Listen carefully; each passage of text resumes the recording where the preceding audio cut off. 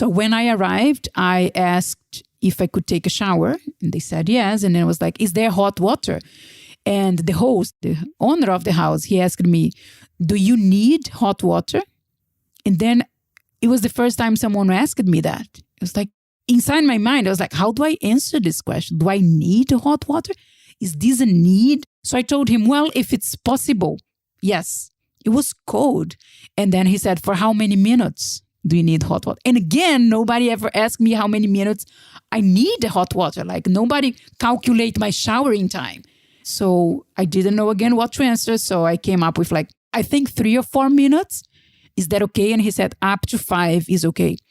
So initially I was a bit shocked. I was like, this guy is controlling my showering time. That's weird. But then I understood, because the first day I had hot water, the second day there was no hot water anymore. It was not available. So this was something that they don't have. So it was winter time, high in the mountains, and they don't use hot water.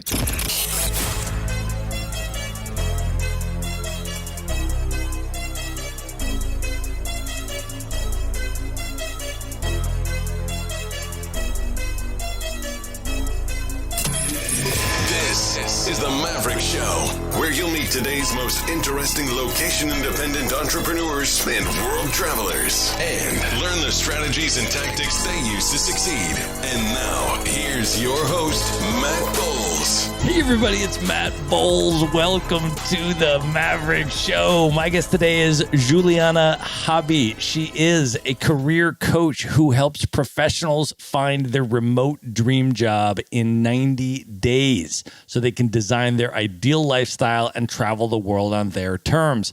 Born and raised in Brazil, Juliana is now a full-time digital nomad with no permanent base and has traveled to over 50 countries. With a background in psychology, a master's degree in human resources, she worked for 15 years as a recruiter and part of the human resources teams in multinational corporations all around the world.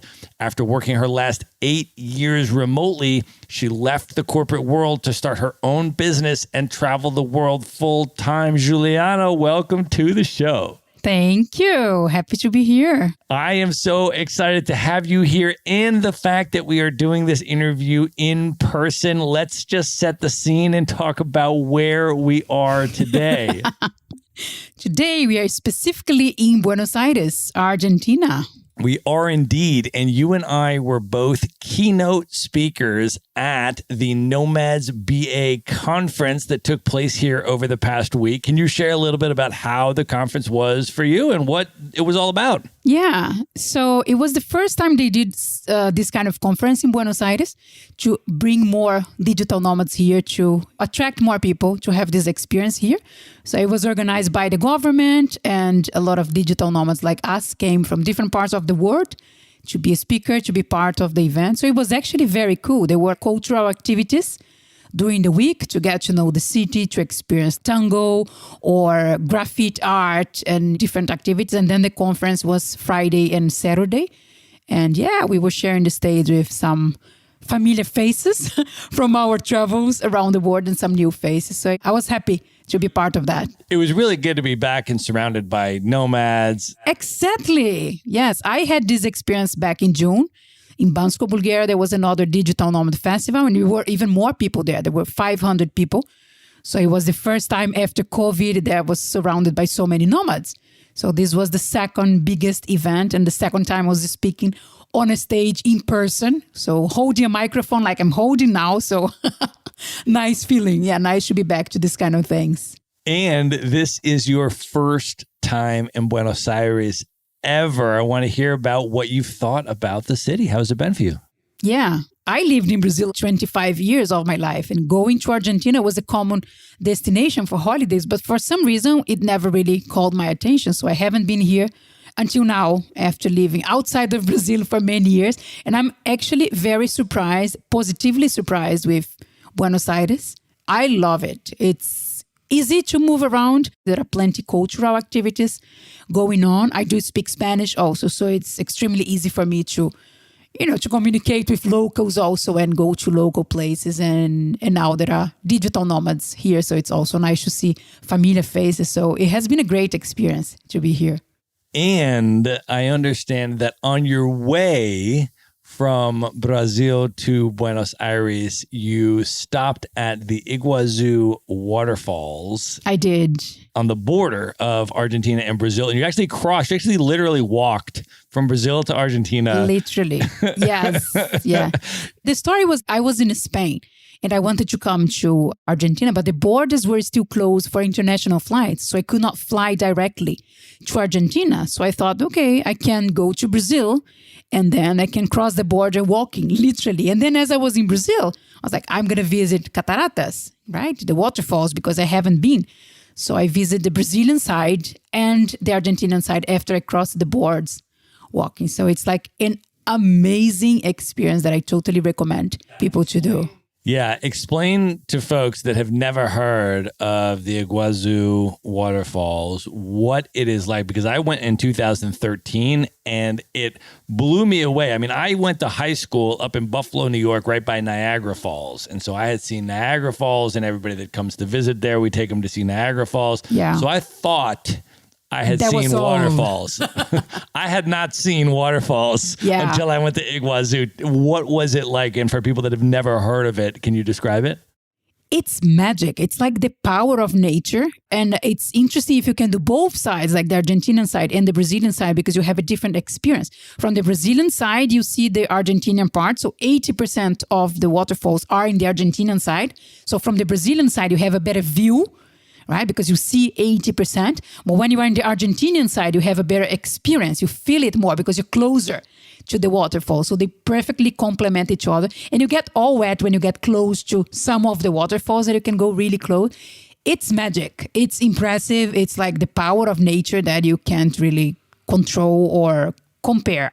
Yeah, it's incredible because it has a rainforest is the context for this, right? And then you have 2.7 kilometers of consecutive waterfalls in the jungle. Yes. I mean, it's insane. And when I was there, they were creating all of these little rainbows everywhere. Yes. And it was just like this magical, otherworldly experience. And then they have it set up. It's like a national park. So they have it set up so that you can actually walk out over the top of these waterfalls and just stand right over them as they're gushing down. And you can see them from all of these really unique and interesting vantage points, which was unbelievable. Yeah, it is amazing. It's completely insane. Well, you were born and raised in Brazil, but not very close to the waterfalls because the other side of the country. Brazil is such a huge country. I mean, can you just share a little bit for folks that have not been to Brazil, just the size and the scope of Brazil, and then within that, where you grew up specifically? I think you can put most of Europe inside Brazil. That would give a nice dimension of that. And also, like, it's so different, the culture, the food, even the accents that people speak. So it's almost like different Brazils inside the country. I was born in the other side, like opposite side of Iguazu, right? On the coast, close to Rio. I always say close to Rio because people kind of know where Rio is, right? So my state is the next state. It's called Espírito Santo. And I'm from a city called Vitória, which is the capital of Espírito Santo. And it's actually an island connected to the continent by like a bridge. In 3 minutes, you're there. But it's a medium-sized city. It's always like top 3 best cities, life quality to live in Brazil. So I was born there, went to school there, went to university there.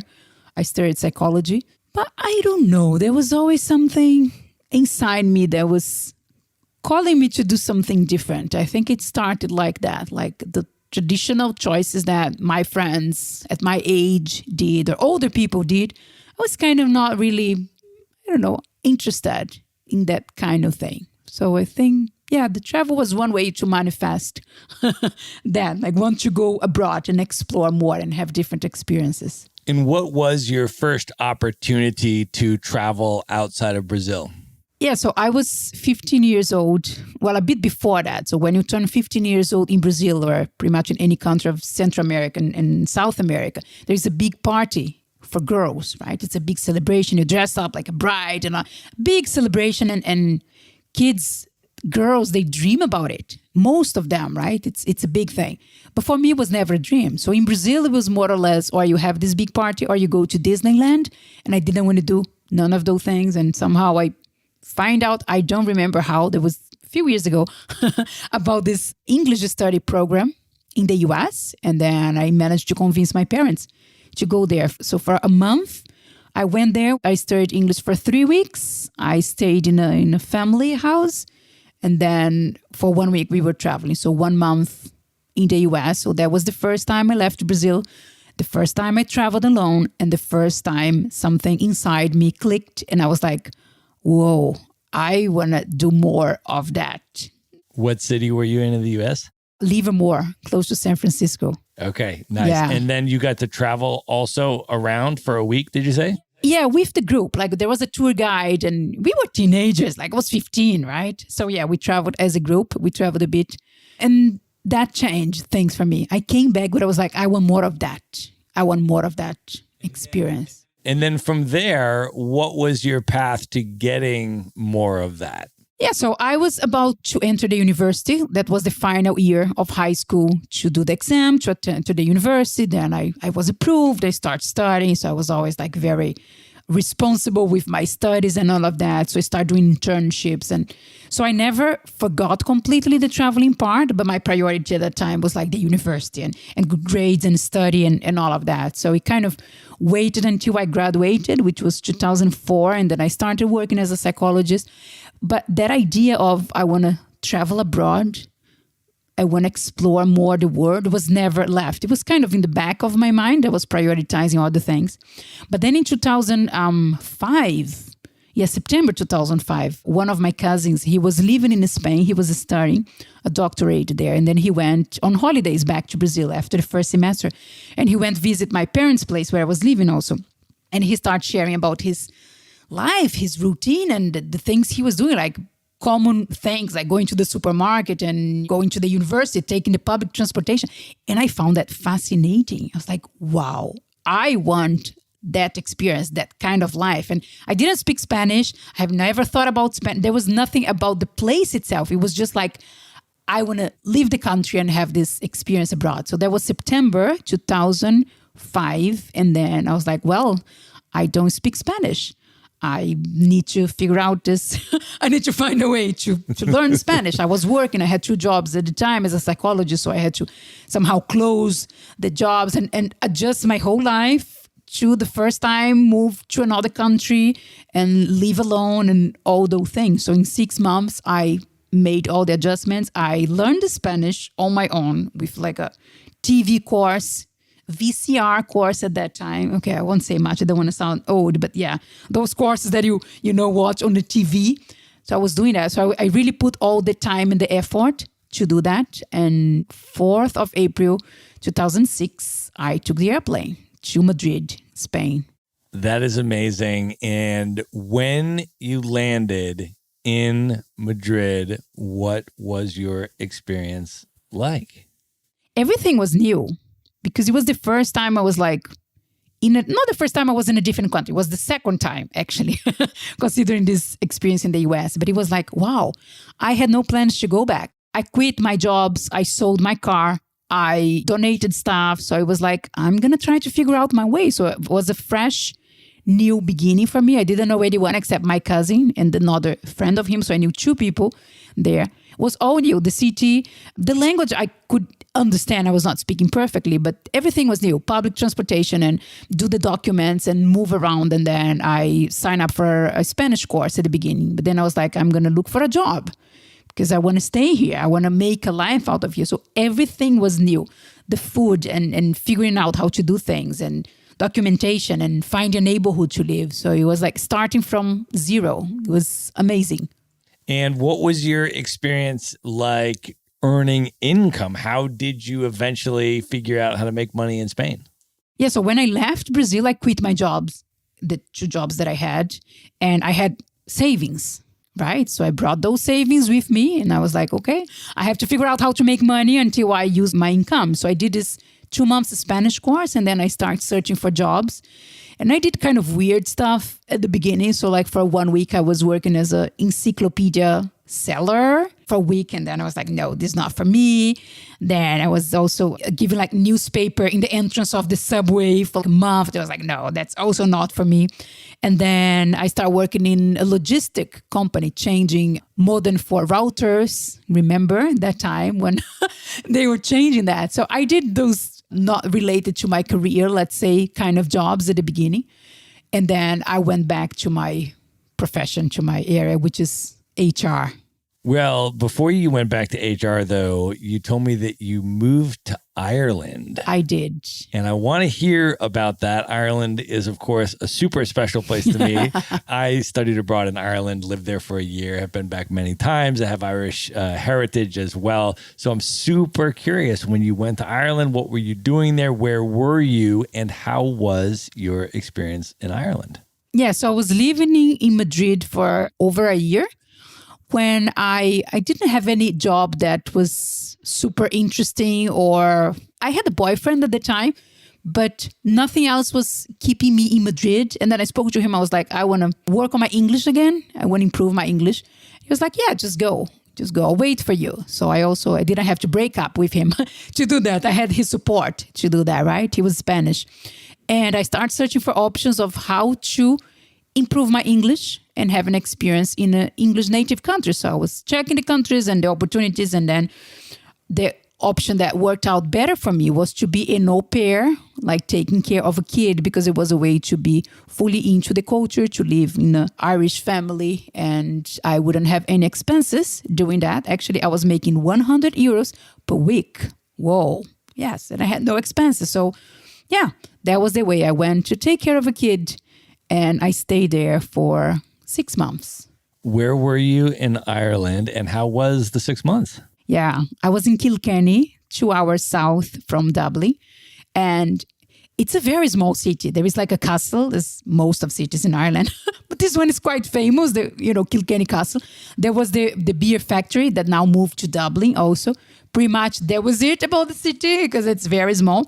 But I find out, apart from the cultural exposure and improving my English and having a very nice relationship with the family itself, there was a big international community there that I didn't know about it. There was like a random thing that happened. So every Wednesday, we were meeting one of the pubs, the Pump House. Has a very special place in my heart. And then I made friends, they're international friends that I keep until today. So my 2 best friends, I met them in these international meetings in Ireland. So it was great. It was a great experience with international people, with locals. And then you returned to Madrid. And what then was your career trajectory from there? Yeah, I went back to Madrid and I decided that I wanted to keep using English daily. Yeah, the first thing I did was to search for activities that I could speak English daily, because Spanish people don't speak English that much, especially in Madrid. So I found amateur theater group that was all in English. And then I went to watch a show. Then I sent an email to the guy. I was like, oh my goodness, that's amazing. I want to do that. And then he was like, yeah, we have classes starting in October. So I signed up for that amateur theater class. I ended up doing that for, I think, the rest of my time in Madrid. So like 8 years in Madrid. And I also decided that my next job would be something that I would need to use English on daily basis also. So that was the main thing. And then I wanted to go back to HR, because that was, most of my background. So I started searching in my area. No more bullshit jobs. How was the theater experience for you? When you think back on that, what would you say sort of came out of that? How did you sort of develop, or what impact did that have on you? Yeah, it started with amateur theater while I was in Madrid. And then when I moved to Barcelona, I did improv. So I had 2 steps. First was like the theater, which was a good way to start, I think, because it gave me some base to the improv. But the improv experience is fun. You meet crazy people just like you, like people that are on the same vibe. So I have very good friends from improv. I don't know, it's a healthy and fun and relaxed environment. And I really enjoy being on stage and speak in front of people. I knew I liked it. I had always been like that in my life, but improv was like putting all those things together. in a safe environment because people are very, I don't know, they will applause. They will clap whatever you do. So it's like, it doesn't matter if I make a mistake, if I fail here. It's all very supportive environment. So I did like improv festivals and weekly classes. And I have a telenovela improv group with other people from South America. So we were doing a mix of Spanish and English. It was super fun. That's amazing. Well, let me just ask you about the Madrid experience in the city. What do you love about the city of Madrid? And maybe just for folks that haven't been there, what were some of your highlights of your time there? Madrid is a big city. So for people who love big cities, that's a place to go. It's very pretty. The architecture, the street, so it's visually very pretty. You have a huge diversity of restaurants, international restaurants. So food is great there. My favorite place in Madrid is Retiro Park. It's like a massive park, amazing. And the first apartment I lived was like 1 block from there. So I love that place. Culturally speaking, it's also very rich. I could go to pretty much theater plays every week if I wanted to. There were plenty options. It's also international, but people don't speak much English there. That's funny. So the fact that I could speak Spanish helped me a lot. And I also get, because of this boyfriend that I had and because of the jobs I was doing, so I got into the local life. And I was living there, right? I lived for 9 years. So it was not that I was just passing by, staying for a month or two. I was deeply living in the city. So it was a very local experience. I was very happy there during the 9 years that I lived there. And then you mentioned that subsequently you then moved to Barcelona. Can you talk about the decision for that move and the career dynamics that were going on at that time for you? The official version or the real version? Or both?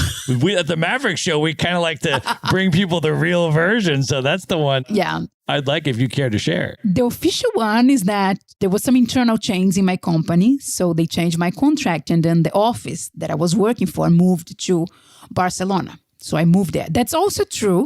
But the other real version is that I had a boyfriend at the time. We were living together and then we broke up. And then I was devastated. I was like really, really fucked up when we broke up. And then I was like, I can't stand in this city anymore. I need a change. I felt like the moment to close the Madrid cycle.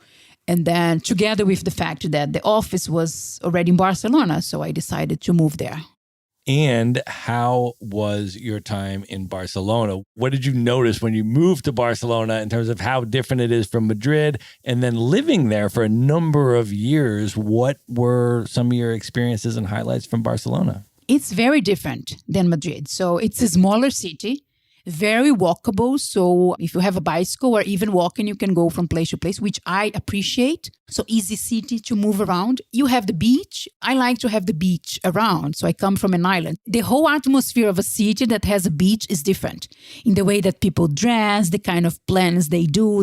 It's a more relaxing vibe. So you can always like, oh, let's meet at the beach by 7 p.m. So it's always a plan that you can do. So the whole atmosphere is more relaxed. The way people dress in Madrid, people are very formal, more like pure Spanish people, if I may say. And Barcelona is extremely international. So you are in Barcelona, you can feel that you could be somewhere else, whatever is like a big international city. So it's not very Spanish. And they also have this thing with Catalonia. It's part of Catalonia, right? That's the state where Barcelona is. So they have their own language, which is Catalan. And local people, they are very proud of being Catalan. And there is also this big movement of separating from Spain. So there are some political issues there that sometimes, people are blocking the street and burning trashes and police there are some political stuff going out there. And I was respectful with that because most of people from Barcelona, they don't feel that they are Spanish. They say they are Catalonians and try to learn a little bit of the language just for basic communication. But you can pretty much live in Barcelona speaking English. So you don't need to speak Spanish. So for the international community, let's say, people can speak English only. There are like English school, massive international community there. That's when I started doing the improv theater also in English there. I couldn't find amateur theater in English, so I found improv group. And I'm so thankful that I found that because that was also a very important pillar for me while I was living in Barcelona when it comes to having fun plans and meeting people and, joining improv festivals and all of that. There is also a big community of improvisation there. And as you transitioned to Barcelona, you also transitioned to working remotely, right? Yes, it was actually a little bit before. So I was still in Madrid and there was some internal change in my company. And they said, look, we pretty much have two options for you. Or we're going to fire you, or you're going to need to work remotely because your contract is going to be with the Barcelona office, not Madrid office. What do you prefer? I was like, yes, please don't fire me. Let me work remotely. But it was not working remotely. At that time, you were talking about working from home. Yeah, let me phrase it as it was at the moment. And I didn't choose that. So it was something that pretty much was getting fired or adjust to it. So 1st of January 2014, I was still in Madrid at that time. So I started working from home because that was pretty much the only option I had. And then the breakup came in May that year, 2014, and I moved to Barcelona June or July that year. And then you also started to do an increasing amount of international travel as you were working remotely. Can you talk about your initial travel to Thailand in 2015, I believe it was? In December of 2015, and what that experience was like for you? Yeah, so since I moved to Europe, I was traveling, like weekends, long weekends and bank holidays. I was doing that even when I was in Madrid. Until that time, it was always like a more traditional way of traveling, let's say. And I moved to Barcelona. I was sharing the apartment with a friend and she started mentioning backpacking. And I was like, oh, but like how? Is it not only for hippies and all of that? It was like a very distant way of traveling for me. I have seen it, but I never saw it close. And then I was sharing the apartment with someone that was doing backpacking. I was like, oh, interesting. And then she was like, why don't you do that? She kind of planted the seed. And yeah, I was afraid. I was not sure. I didn't know how things were going to work. And then suddenly I decided to go. I bought my backpack, the backpack on itself. And I was like, how do I fold the clothes? Like the basic thing. Which kind of clothes do I bring? And shall I bring medicine or not? Money in cash, all of that.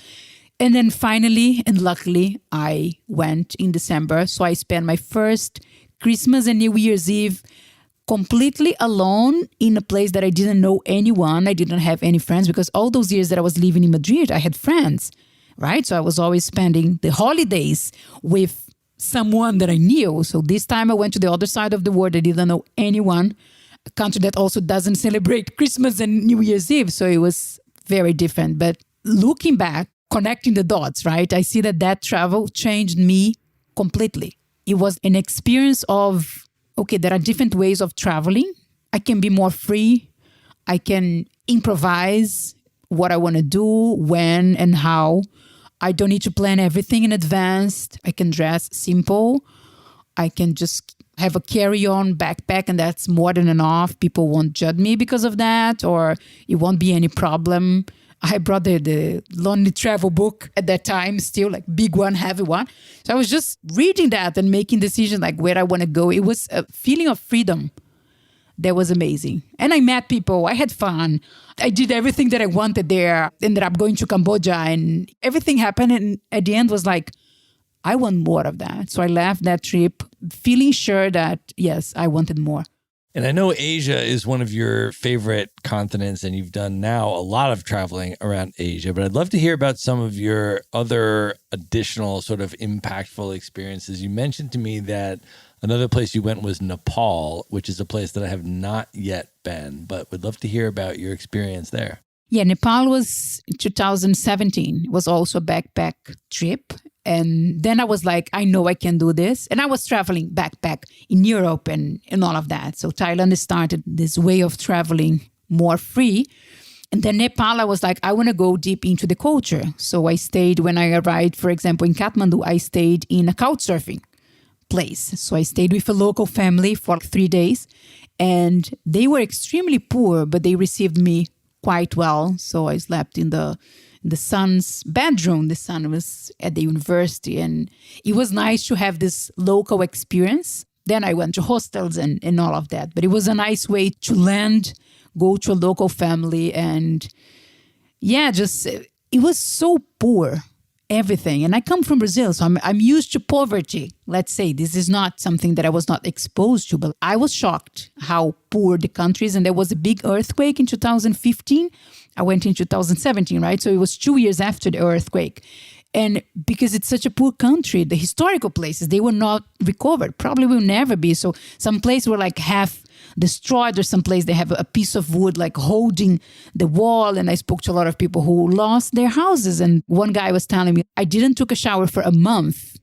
It's like, what do you mean? He was like, yeah, there was no running water for a month without. So people were telling you that with a smile on their face, like, yeah, but it's all fine. So it was an example of you can have very limited conditions, but you still can be happy and still appreciate what you have. So nobody there was negative or pessimist or complain. They were just like, yeah, I didn't shower for a month because there was no running water. Or another impactful image was I was walking around with another guy that I met through couchsurfing. There was a nice way to connect with people there. You know, the few ones that could speak English, because most of people couldn't, but the ones who could speak some English, intermediate level, not much, they were on couchsurfing and they were naming themselves tour guides. So you would pay them for them to walk you around. So I was with this other guy, not the one that didn't take a shower for a month, another guy. And we were walking and I saw some woman washing like bricks from the construction. Like the water was like very dirty and they were washing the bricks. And I was like, what are they doing? Like, why are they washing the bricks? And then the guy told me, oh, because when there was the earthquake, the house was destroyed. So they pick up the debris, right? What was left from the earthquake. And they wash it and they use that again to construct their house because they lost their house. And it was cold. So they had their hands in the water, washing the bricks. And they were smiling and they were laughing. And then I asked the guy, what are they laughing at? And they said, oh, because your hair looks like a noodle. So they were like, oh, noodle hair in Nepali, whatever you say that. Like, oh, you have noodle hair. So I was like, wow, they lost their houses. They are using the things from destroyed house to rebuild a house. It's cold. They have their hands in the water and they have the energy to laugh at my hair. It was so magic to see that, yeah, they are happy people. It doesn't matter the circumstances. They are still alive. They still make things happen. So it was a big lesson of, value more the things that we take for granted. Running water, hot water, and clean place to sleep and electricity. They don't take those things for granted. And still they are extremely nice and friendly and polite and open to connect with foreigners. Yeah, you were telling me the story about the hot water situation at the place where you were staying, right? Yeah. The couch surfing place when you arrived. Yeah. So the hot water situation was that there was no hot water. That was the thing. And it was November, so it was cold. So when I arrived, I asked if I could take a shower. And they said yes. And then I was like, is there hot water? And the host, the owner of the house, he asked me, do you need hot water?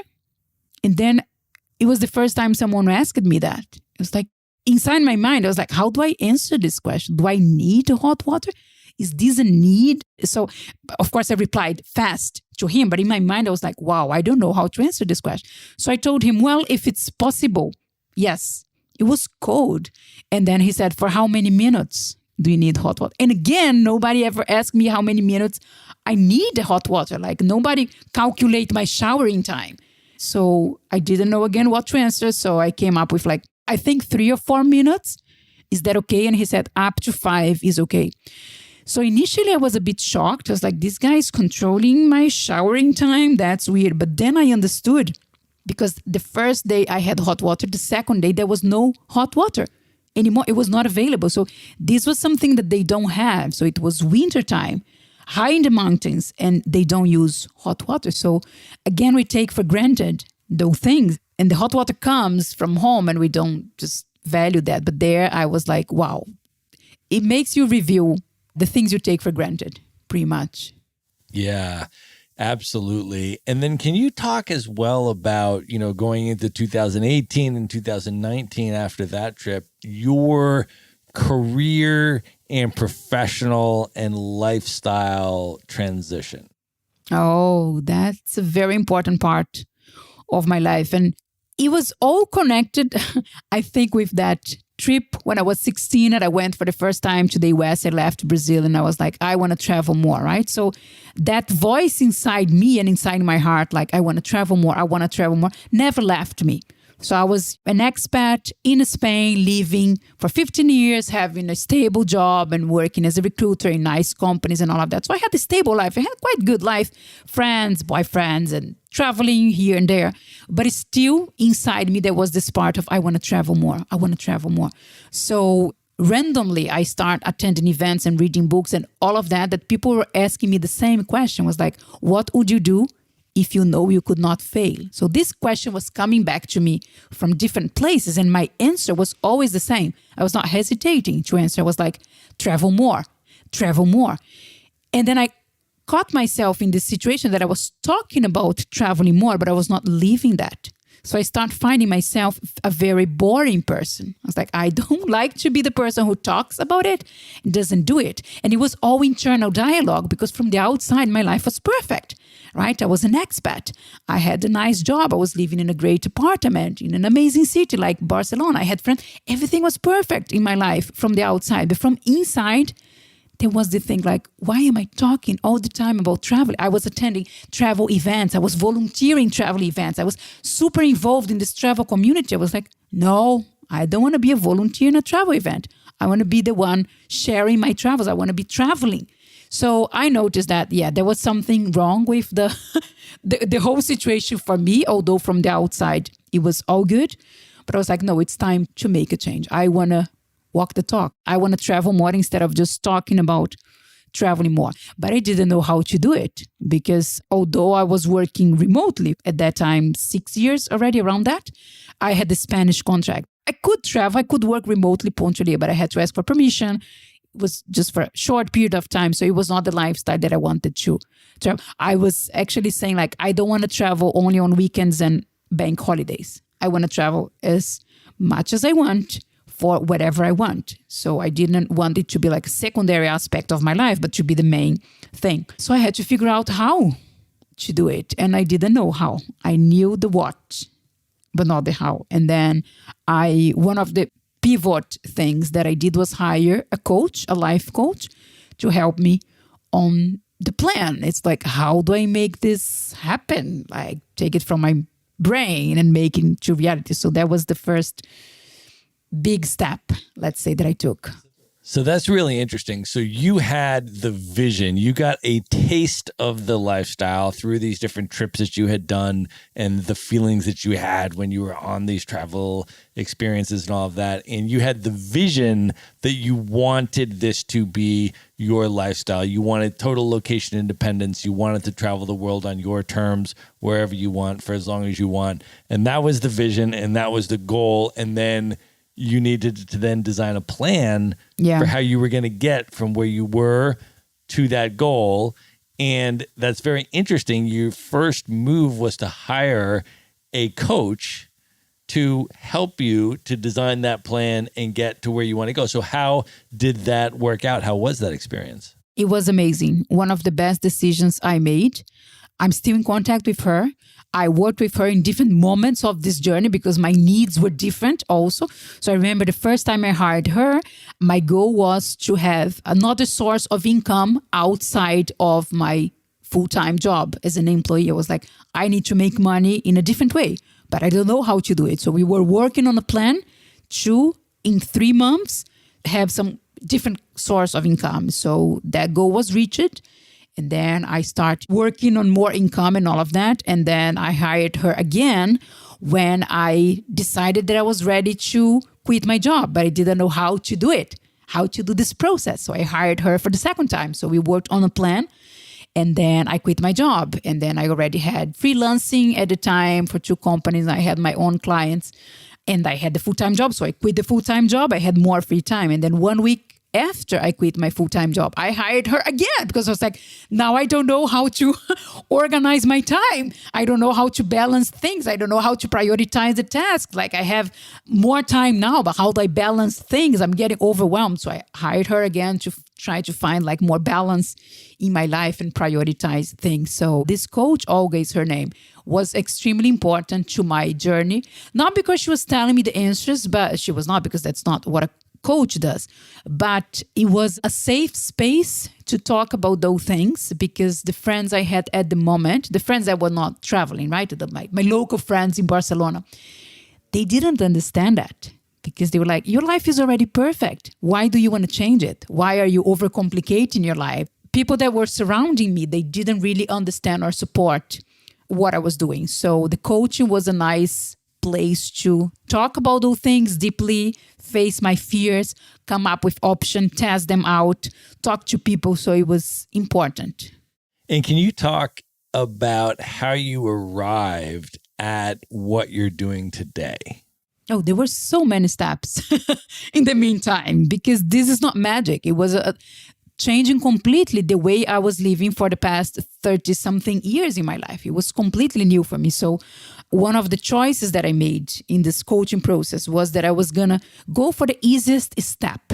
So what is the easiest way to start traveling and having incomes? Because I had clear that I didn't want to use my savings to do that. I had savings. And actually, at some point, I defined how much of my savings I was willing to use, right? To live this dream and test it out, this lifestyle. But I didn't want to rely on savings. So I had to make income. So I needed a job. Money had to keep coming to me. So the easiest way for me, after testing out and exploring all the options, was do what I knew how to do already, but remotely. So because I was working for 15 years as a recruiter, I knew exactly what companies were looking for. I knew about resumes, I knew about job interviews, and I knew about LinkedIn. So I was like, what if I get this knowledge that I have and I change sides of the story? So as a recruiter, I was serving the companies. I was placing candidates in the companies. The companies were my clients. Then I changed and I started serving the candidates, the job seekers. So preparing them better to land a job faster, because I knew exactly that. So I just switched a little bit what I knew and I started doing that. So as a freelancer for 2 companies, that was pretty much like CV writing, LinkedIn strategy, interview preparation, which was pretty much what I was doing in the past 15 years of my life. So I didn't reinvent the wheel. I actually chose the easiest step for me to do that. And I started having direct clients also. So I had like my full-time job, the 2 freelancer collaborations, and my full-time job, my direct clients. So I was working like 11, 12 hours per day, every day, weekends even more. So it was like crazy. I was not going out. I was not meeting friends. My full priority was make this thing happen, because I knew what I wanted and where I wanted to be. So it was a process. The whole thing took me 2 years. Another thing that helped me in this process was that the holidays that I had 30 days holiday. That's the amount of holidays you have in Spain, right? Per year. So those 30 days, I was using them to attend in person. That was before the pandemic, so we could all go in person to events, right? Attend to digital nomad events. So I was traveling to different countries to be close to people that were living the lifestyle that I wanted to have. I was like, I want to get proximity with those people. I want to learn from them. I want to make friends with them. I want to see the reality, because I was like, I have read all the travel blogs, all the digital nomad blog. I have done that already, but I was like, no, it's time to bring this down to earth and see how people actually live. Talk to them. So it was a mix of traveling to digital nomad events and maybe going 1 week before and already working from there. So I start having a taste of how is a digital nomad life, and the basic things from finding an apartment, deciding where to stay, and find a cafe to work from. So all those things, getting close to people that were living the lifestyle and working 11, 12 hours per day to build up income outside of my, at that time, full-time job. So when I made enough income to, the criteria was, I can live in Thailand with that money, because Thailand is cheap, right? So I'm making enough money to live in Thailand without touching my savings.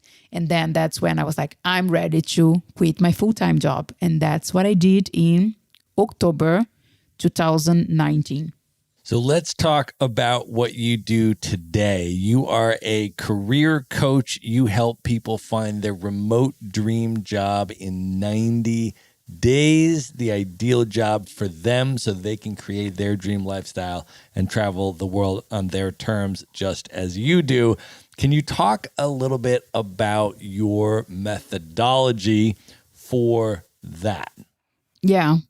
I figured out that once I was more stable, right? I was a digital nomad. I had clients and all of that. I was traveling. So I was living the life I wanted to have.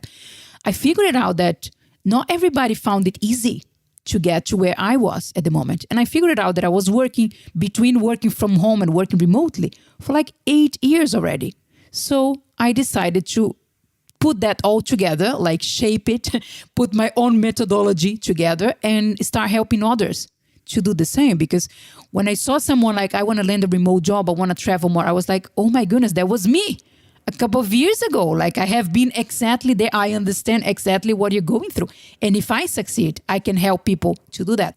So I realized I had the HR background. I knew exactly what companies were looking for when they were selecting candidates to work remotely.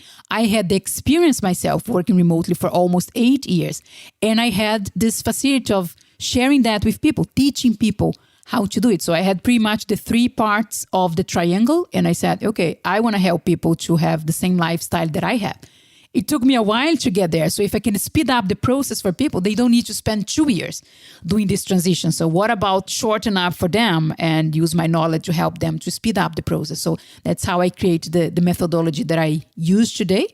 What I say is that I help people to land a remote job in 90 days. And those 90 days came based on experience, like the results I was getting. So most of my clients, they do get, not 100% of them, but most of them get their first or next remote job in 90 days. And what does that 90-day process look like when your clients come to you and they commit to working with you for 3 months with this goal? What does that 90-day process look like? Yeah, there are 6 steps that I follow. So the first step is related to clarity. So if we don't know where you're going to, like when I was doing this transition, I knew what I wanted, right? I had this clarity. So that was my guideline to keep me motivated and walking towards the right direction. So with my clients, we first talk about clarity, short-term goals, long-term goals, the lifestyle they want to have. So put them into the situation they want to live. And then once we get clarity about that, we're going to create a roadmap, a personalized one that serves them and helps them to achieve that lifestyle. So instead of just go to the technical part, first we need to understand who are you, what do you want, which are your dreams, what do you want to achieve in your life and your career, and then we adjust the rest of the strategies and the sessions towards that. So first step is clarity and create a roadmap to get you there. The second step is related to your online image. So your resume, your LinkedIn profile, your cover letter, because probably this is going to be the first impression that people will have about you. So we need to show your best version online now that we reconnect with that because you got more clarity. So we're going to reflect your best version online. So we cover resume, LinkedIn, and cover letter. Then we talk about mindset because it's not only about strategy, it's about mindset. And when we start going deep into landing a remote job, living the life that you want and you deserve, and having more flexibility, making choices, it goes against the feeling of I'm not sure if I'm capable of, I'm hesitant about my skills. Maybe my case is different. It's taking too long. Maybe I should just accept what I have. So all those limiting beliefs that come up during the whole process, we also cover that. So there's a special part related to mindset because it's not only about technique. Mindset is a key element in landing a remote job. The fourth step is about job search strategies in plural, because there is not a magic formula like you do A and B and then C, you land a job. If I ever find that formula, I'm going to write a book and be like a millionaire. But so far, I haven't found it. So it's testing out different job search strategies and see what works for each client. So it's a very personalized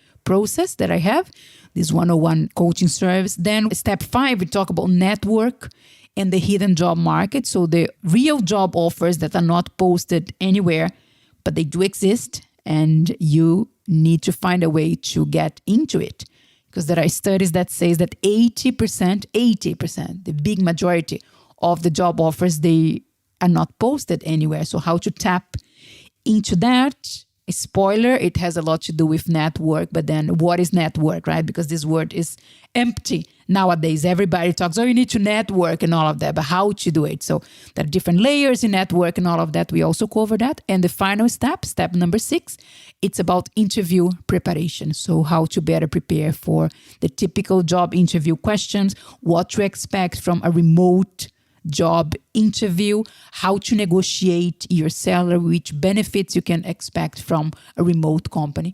And all of that is done in a very personalized way according to the client's needs. There is the framework that we're going to follow, but it's very tailored to each person.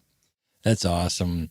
Can you give us a couple tactics or a couple specific strategies? For example, with LinkedIn, if folks are trying to use LinkedIn in the most effective way to land a remote job, what are some tactics that they should be employing today? First thing, have a complete and updated profile. Sometimes people create the profile and then, I forgot what I put there. I just, fill it up, the mandatory parts, and not even remember what I put there. I don't know what is on it. Google likes LinkedIn a lot. So even if you forget about it, when people search for your name on Google, probably LinkedIn is going to appear on the first or on the second page. So you better go there and show the right image, right? And people will find your LinkedIn profile, and you want to reflect your best version online. So that would be the first tip. Have a complete and updated profile. Second, if you have any remote work experience, so for an example, during the pandemic, right, that some people were temporarily working remotely, make sure you state that very clear in your profile, because that counts. That helps you to be closer to a remote job because you actually worked remotely or from home. So make sure you mention that. Some people think, no, because it was temporary, my contract was not remote. No, make sure you mention that. And also make sure you want to keep working remotely, because we both know that some people were forced to work remotely during the pandemic, but they are dying to go back to the office because they miss the environment, because they don't want to spend the whole day with their partner and all this kind of thing. So if you want to work remotely, make sure you make that clear in your profile. So remote companies will find you and they will know that you're interested in doing that. Also, all the networking part that you can do on LinkedIn. So you have a nice profile that sells you well, and then you start attracting people to your profile by networking. So first, make things right, and then you invite people to visit your profile. So network and all the possibilities that you have with remote companies. So you can go directly to the CEO of the company, to someone working remotely in another country that is doing the exactly job that you want to do. So the possibilities are endless. It's all for free, so you don't need to pay any premium version of that.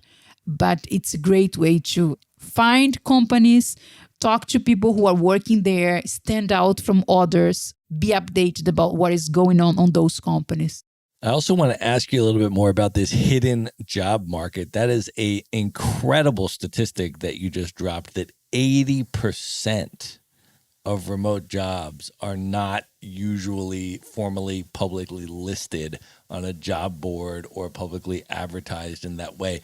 Can you talk a little bit about that? Any tips or tactics for how to navigate that reality? And I assume that means that the 20% that are listed, that's what everybody's applying for. Exactly. They just get barraged with a bazillion things and all this kind of stuff, and it kind of gets lost. What are some of the ways that folks can tap into that other 80% and get some advantages? Yeah, I always tell my clients that I want them to eat the full pizza, not only one slice of pizza, which would be the 20% of the job offers that are posted out there. I want them to have access to the full pizza, and then they choose the slice that they like more. So how to tap into the hidden job market, right? Connecting with people that are in the areas that you want to work, in the sectors that you want to work, in the companies you want to work. Why is that? Because when people know you, they know about your profile, about your interest. Whenever there is a position, before posting, they will probably ask in their team, do you know someone that can do the job? Or if you hear about someone that is interested. So companies talk about it. And I know based on my experience in HR that before posting a job offer, they talk internally. People know that someone is leaving, that a new project is coming. So if you are someone that they will remember, they will say, oh, I actually know a guy that has this profile. You will be remembered and you can skip the whole traditional application process, and your curriculum can end up on the table of the hiring manager, and he can call you and do an interview and you never applied to that job and that job was never posted anywhere. So networking with people in the companies you want to work for, even if the position is not available today. It's not about today. This is a long-term strategy. So a new position can be open in a month, but you need time to build up the network and the trust. This is not like, hey, I want to connect with you because I want a job. That's begging. That's showing desperation. That's not what I'm talking about. I'm talking about taking the time instead of applying for 10 jobs per day to find the companies you want to follow, you want to engage with, you want to be known by people that are there. You want to be friends or at least be connected with your future hiring managers. So when the position comes, it's like, hey, this is for you. Like, I thought about you. So this is one way to do that. Some companies, they have this referral policy, right? So when a position is open, they initially post it internally and they say, well, if you know someone, please, bring the resume, whatever. So there is a formal procedure to do that. And then if they hire you, the person that was referred, they make some money out of that. So it's a win-win situation. The employee that referred you makes some money. You get the job that you want. The company saves money with the whole recruitment process and posting job offer that's extremely expensive. So referral programs, but again, people need to know you. They need to trust you. They need to know that you are available. They need to know about your potential. So pretty much the hidden job market has a lot to do with networking. And as I said, this word is kind of empty because everybody says, oh, you need to network. Oh, to land a job, you need to network. And then people are like, I feel awkward going to network events. Or now that's everything online, I feel even more awkward. So it's not about that. I like to say that there are 3 layers of networking. So the first layer is that people that you are connected already today. People who probably worked with you in the past, your family, your friends, people that are already connected on LinkedIn. So people that already know you and you know them. There is already a relationship out there. We take for granted that those people will never be able to help us, but hey, they will because they already know you. So they are probably willing to help you if there is a position in their wife's company and they hear about the position and they know that you're open to jobs. So explore a bit that, let people know that you're open for jobs and engage into conversation with the person that went to your MBA course 10 years ago that you never reach out again, but now the person is working in a very interesting company. So start by the ones that you are connected already, that they know you somehow, and explore that a bit. That's the first layer of networking. The second layer of networking is the ones you're going to target and proactively go for them. So you want to work in that specific remote company. So who strategically do I want to connect in that company? Who are the people I want to target and how to approach them? And there is a strategy to do that, but you go after the people you want to bring to your network. They're not yet in your network, but you want to bring them because strategically is the company you want to work for, the kind of position and all of that. That's the second layer that we work. And the third layer is putting your profile out there, mainly your LinkedIn profile and your curriculum in a way that you start attracting passively people to your profile. So headhunters and recruiters, they search for candidates for positions that are not posted anywhere. So if you are using the right keywords, if you're selling your best version online, people will find you and will contact you for exactly the kind of positions you want to work for. So these are the 3 layers of networking that will help you to tap into the hidden job market. Awesome advice. And then once you land an interview, what are some tactics or strategy for preparing to knock that interview out of the park and land that job? Yeah. So the interview preparation starts actually before you apply the job, right? You should choose the kind of companies you want to work for. So instead of randomly applying for any jobs that you see out there just because it's remote, take some time, go a little bit deeper, check about the company, check if the job is actually remote and in which conditions, like do you need to be in a certain time zone? Do you need to work certain hours or do you have flexibility? Can you travel while you're working? So make your research before applying for jobs just to make sure that you're only going for the companies that make sense to you. You don't want to figure out in the final interview that, oh, hey, I need to work US hours and I want to travel, so it doesn't suit me. So save your time, save the recruiter's time, and do your homework before, so you target companies that you want to work for, actually.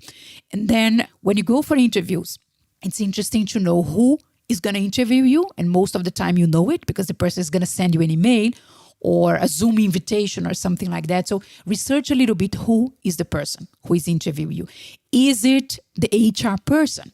In this case, make sure you don't go too deep into technical details of your area because that person is from HR and the person won't know the detail of the technical thing that you have done. So you might want to mention the names because probably the person has a checklist, or let me see if he's going to mention that program, but you don't need to go into details about what you do in the program and all the technical things.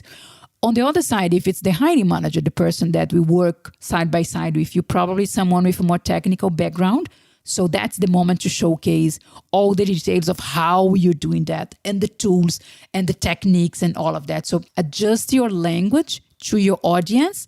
And the way to do that is knowing in advance who are you going to talk with. So an interview with HR is completely different, the preparation that you should do comparing to an interview with your manager or a colleague from another department that will be, for example, your internal client. So get to know who is the person, prepare for that.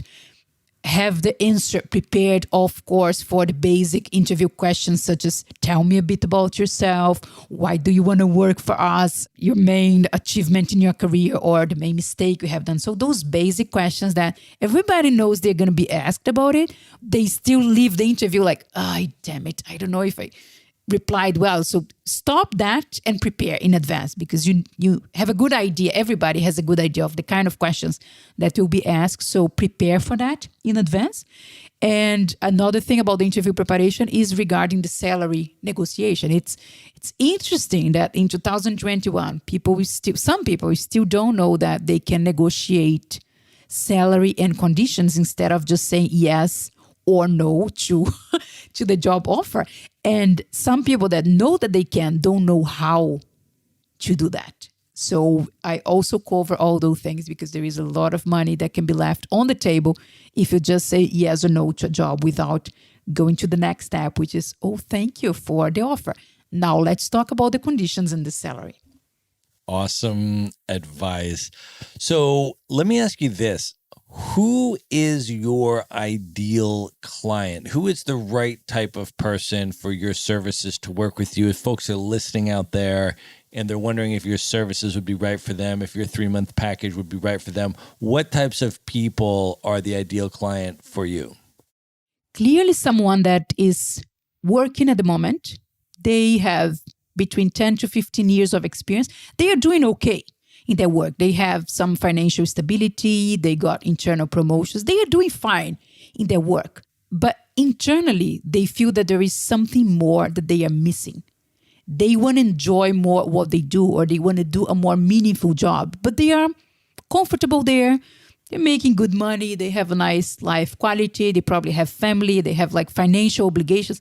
So they are okay from the outside, but from the inside, they are like, there must be something more out there for me. They're in this stage that it's not all about money anymore. It's about how I want to spend my time and things that are a priority for me. So probably they are between 30 and 40, 50 something. So they did already all the rush about being promoted within the company and go for a better company and make more money. They have done that and they achieved. But now it's like they want to create space for other things in their life. So they see remote work as an opportunity to still take care of their career because that's an important thing for them. They want to work. They want to be leaders. They want to, make money. They have a certain lifestyle that they want to keep. They have family obligations. They're not ignoring the career, but they are ready to make a step towards also other areas of their life. So a remote job allows them to experience new things, to have more flexibility and all of that. Awesome. I also want to ask how you have exercised your location independence in terms of your travel choices and lifestyle design. How do you structure your lifestyle? How do you choose where to go, how long to travel for? And, what does your sort of day look like as a digital nomad? This is a 100% in process. I don't have a formula yet. I keep testing out things and changing and improving. So what I'm saying now, maybe in 6 months will be different. Warning you, but for now, a few things that I figured out already. So for example, I don't travel for less than a month to a place. So minimum time that I stay is 1 month because I need around 2 weeks to settle down in one place. And what I mean by that is finding a nice coffee shop to work from, finding the supermarket, restaurants I like to eat from. Move around the place and feel safe and start making friends and understanding the city. So minimum 1 month, ideally more than 1 month, because then I can settle down and enjoy also more the experience of being there. And I don't have this feeling like, oh, I have to rush because I need to explore the city and then I need to work and then I feel divided. So minimum 1 month in each place. This is one of the things that I have established.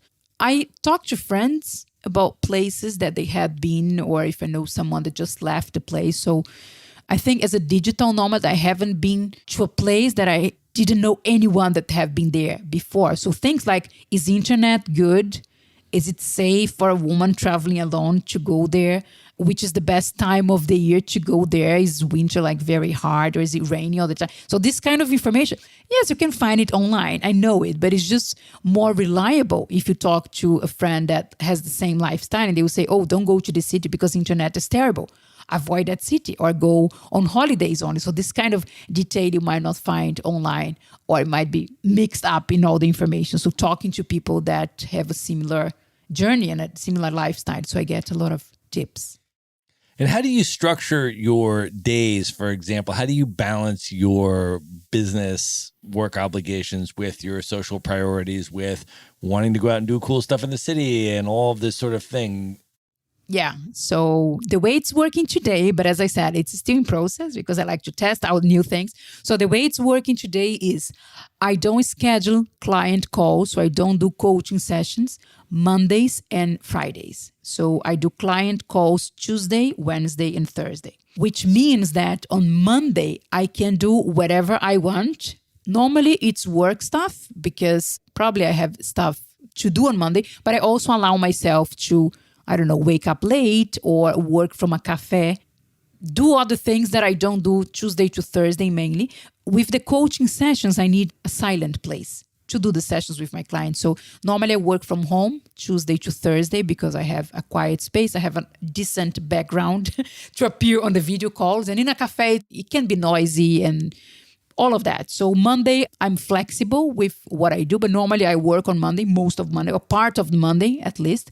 Then I focus my coaching sessions from Tuesday to Thursday, and Fridays I take off most of Fridays. So I'm not working most of Fridays. And that's when I take to explore the city, to do whatever I want.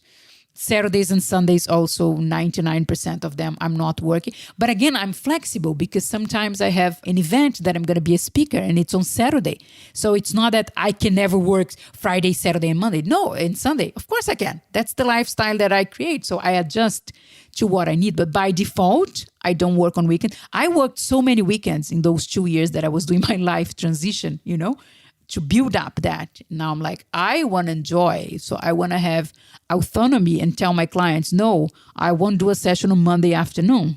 We are going to do it on Tuesday, Wednesday, and Thursday. So they also need to adjust into it. So I'm starting to take more ownership of my career and setting my rules because that's helping me to be less doing a session with a client and deep inside I'm sad because I'm not on the beach with my friend. It's like, it's okay because I'm going to be on the beach in another time. So I'm kind of separating more the work, which is one of my big priorities still, like very responsible with work. So I know people that say, whatever, I'm going to do it, or I don't care that much. I do care a lot about work. I take it serious. So I'm putting some boundaries that are helping me to balance.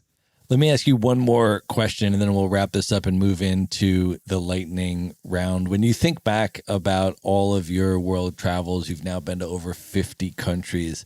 What impact has all of that travel had on you, and why are you continuing to choose to keep traveling? What does travel mean to you? It means have access to different experiences. People live different ways. People make different choices. And I find it fascinating because it's just like opening the door to experience new things that if I was still in Brazil, in my hometown, or still in Spain, I wouldn't have lived. So the more I travel, the more I feel like I don't know how to travel. It's like, wow.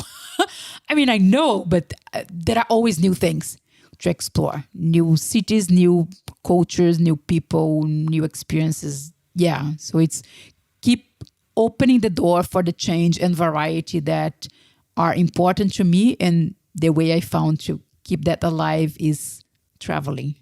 Awesome. All right, Juliana, are you ready to move in to the lightning round? Oh, yes. Let's do it. Let's do it. The lightning round. All right, what is one book that has significantly impacted you over the years you'd most recommend people check out? I like to read a lot, but one that I read recently that was a wow for me is Atomic Habit. I think the author is James Clear. It was a book that was recommended to me by several people. And I was like, yeah, whatever, productivity habits. I have read plenty books about it. But what is special about this one is that, I don't know, it twisted the way I saw habits and the way we get used to some things and we don't think about it and we keep repeating them. So there are like very practical tips of how to understand why we do things the way we do. And then practical tips also of how to break those patterns. Awesome. We're going to link that up in the show notes. If you could have dinner with any person who's currently alive today and you've never met, just you and that person for an evening of dinner and conversation, who would you choose? I would go for Michelle Obama. I read her book recently and I didn't know much about her before that, but then several close people start recommending the book. I was like, yeah, let me give it a try. And I was surprisingly impressed, positively impressed by her power and the amount of things she did being like the second person, right? She was not Obama, but she was still using the opportunities she had to build up things for women, for Black women. So she was very powerful in the situation that she was. So it was a great example of making the most of the situation and the resources that you have. With all of your travel experience up to this point, what is one travel hack that you use that you can recommend? I talk to people, to friends that are digital nomads and that have been to that place before. So I try to track, and we are always connected on social media. So I kind of know who had been to the place I'm going. And I reach out to the person and I ask the basic things, such as where to stay, which is the best neighborhood to stay. How is the internet connection? Is this a good time of the year to go there? Because I save so much time doing that and I somehow know what to expect. So I talk to people who live the same lifestyle, because someone that goes as a tourist is a completely different experience, right? So all the digital nomad people that I know from the community and ask them basic things such as where to stay. Can I take a taxi? Is it safe? Is it safe for a woman? Yeah, basic things like that.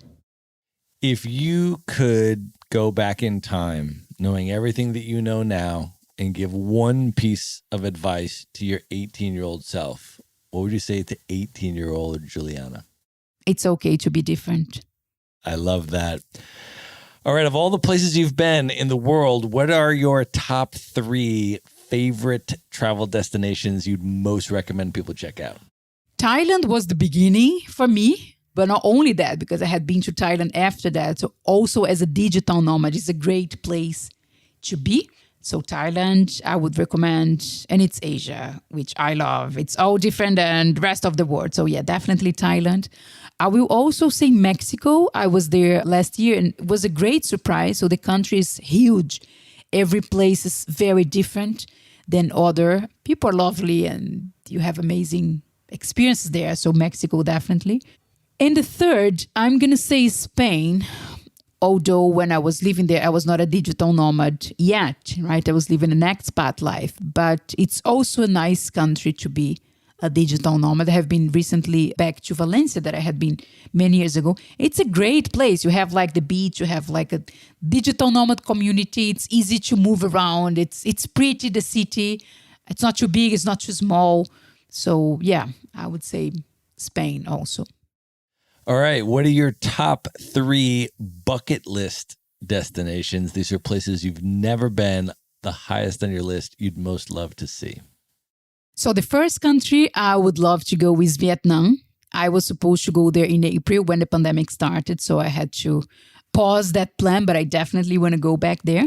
Another place, I would say India. Like I had been to India already, but I want to do a yoga retreat there for a longer period of time. And also South Africa. Recently, a lot of people that I know have been there and have been sharing stuff on social media that is calling my attention. So yeah, also South Africa. Those are 3 really good picks. I've spent about 3 months in Cape Town, and that's a super special place. Vietnam, I also love. And India, I want to go back to India as well. I mean, I've been twice, and talk about a massive country. Yeah. With so many culturally different places within it. I just feel like I need to spend an enormous amount of time in India. So I think that is an awesome pick. All right, Juliana, I want you to let folks know how they can find you, follow you on social media, check out your content, and if folks are interested in working with you to find their remote dream job in 90 days, how can they do that? How would you like people to come into your world? Yeah. So if they search Juliana Rabbi online, you'll probably find me on LinkedIn, on Instagram. My website is www.julianarabbi.com. My surname is Rabbi. So pretty much I use the same, my real name, in all social media. So yeah, people can approach me. We can check case by case. I have also my YouTube channel that I share every week, a new video related to career, to remote job, to job interviews, to career change, international career. So it's also a nice way to learn from me. There are around 80 videos. So it's a nice source of information also for whoever want to learn and improve their career. Awesome. We are going to link all of that up in the show notes. You can just go to one place at themaverickshow.com. Go to the show notes for this episode. There you will find all of the links for the different ways to find, follow, and contact Juliana, as well as the book she recommended and all of the other stuff that we talked about in this episode. Juliana, this was amazing. Thank you so much for coming on The Maverick Show. Oh, I also enjoyed that. Thank you. All right. Good night, everybody. Be sure to visit the show notes page at themaverickshow.com for direct links to all the books, people, and resources mentioned in this episode. You'll find all that and much more at themaverickshow.com. Learn how Maverick Investor Group can help you buy cash flowing rental properties in the best U.S. real estate markets, regardless of where you live.